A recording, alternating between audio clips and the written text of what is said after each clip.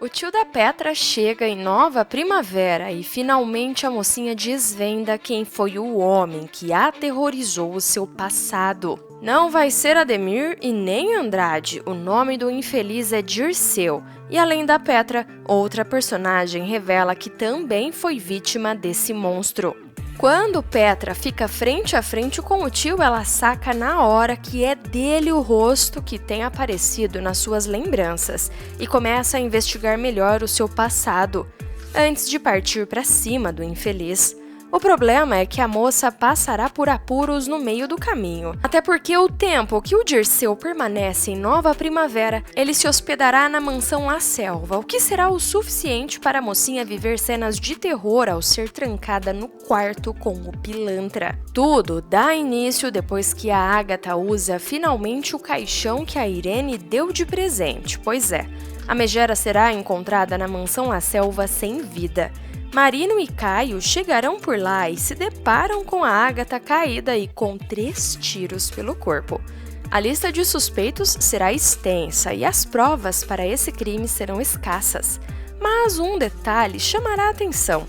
Uma pulseira será encontrada perto do corpo da víbora, e tudo indica que essa pulseira é da Irene. Mas além dessa vilã aí, outros entrarão na mira do Marino, viu? Gentil, tinha lá seus motivos para exterminar a ex-namorada da Terra. Afinal, a megera ajudou a Aline a afundar na lama. E por falar em Aline, a produtora rural também é uma suspeita. Mas a gente conhece a Aline, né? Ela não seria capaz de tal feito. Agora, a Jussara, essa sim. Essa já olhou no fundo dos olhos da Agatha e ameaçou tirar a vida da safada. Eu ia gostar, viu? Torcendo pra ser a Jussara. Hélio também entra nesse bololô, viu? Antônio também será investigado, mas com poucas chances. Agora, a Angelina, essa teria motivo também. Às vezes, meia loucona de amor, né? Faria bastante sentido ser ela. Mas agora, voltando para nossa história desse vídeo, depois que a Agatha bate as botas, a Irene volta para os braços do Antônio, gente. Pois é, o ex e agora atual marido estará muito debilitado devido às comidinhas batizadas que a Agatha dava para ele, bem feito. E Irene, com dó do infeliz, retoma o casamento com o intuito de salvar a vida do amado, que várias vezes já deixou claro ser seu grande amor. Depois que toda a turbulência passa, a megera recebe a notícia de que seu irmão Dirceu estará passando por Nova Primavera para visitar a família, que há muito tempo não dá as caras. E é aí que a chegada desse homem traz à tona um segredo desgramado que ninguém esperava. Junto a isso, nas sessões de terapia, a Petra dividirá com a Marta, que tem sonhado com frequência sobre sua lembrança mais cruel, a que traumatizou a sua vida e que, diferente das outras vezes, agora ela tem visto um rosto, porém não consegue identificar a identidade desse rosto. O processo de investigação pessoal continua cada vez mais avançado nas sessões de terapia, até que Dirceu finalmente chega na mansão La Selva. Quando o infeliz pisa em Nova Primavera, já será a tarde da noite. Irene fica feliz por rever o irmão que há tanto tempo não dava as caras, e Angelina faz as honras da casa. Quanto tempo, Dirceu? Dá aqui suas malas, eu vou levá-las para o seu quarto, eu já arrumei tudinho por lá. Ele então fala: Ah, Angelina, você é sempre muito prestativa.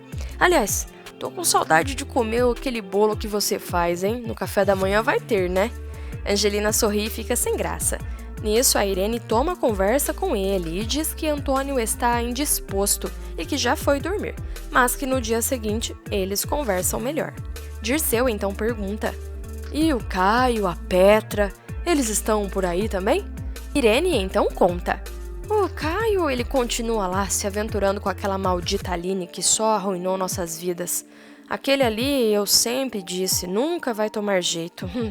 A Petra ela tá dormindo já. Amanhã ela fala com você também. Ela pega cedo na empresa. Então, vocês se veem no café da manhã. Ela tá muito bem, viu? Ela tá ótima. Dirceu fica empolgado e Irene completa: O Luigi, marido dela, também já tá dormindo. É uma ótima pessoa também. Bom, mas amanhã você encontra todo mundo. Vamos que você fez uma viagem longa, deve estar querendo descansar. Irene acompanha Dirceu até o quarto dele e o deixa lá para dormir e vai pro quarto dela. Só que logo na primeira madrugada do infeliz ali naquela casa, ele já começa a dar sinais de que não presta. Depois que se certifica de que todo mundo está dormindo, Dirceu chega perto do quarto da Petra. Ele abre a porta do aposento e fica reparando na moça dormir, numa atitude esquisitíssima. Nessa hora, o público de casa se dá conta de que aquele ali é o homem que a Petra tem lembrado e que agora a moça está correndo riscos. Na manhã seguinte, logo no café da manhã, será o momento do choque. Quando Petra chega na mesa do café e dá de cara com o tio podre, ela fica visivelmente incomodada.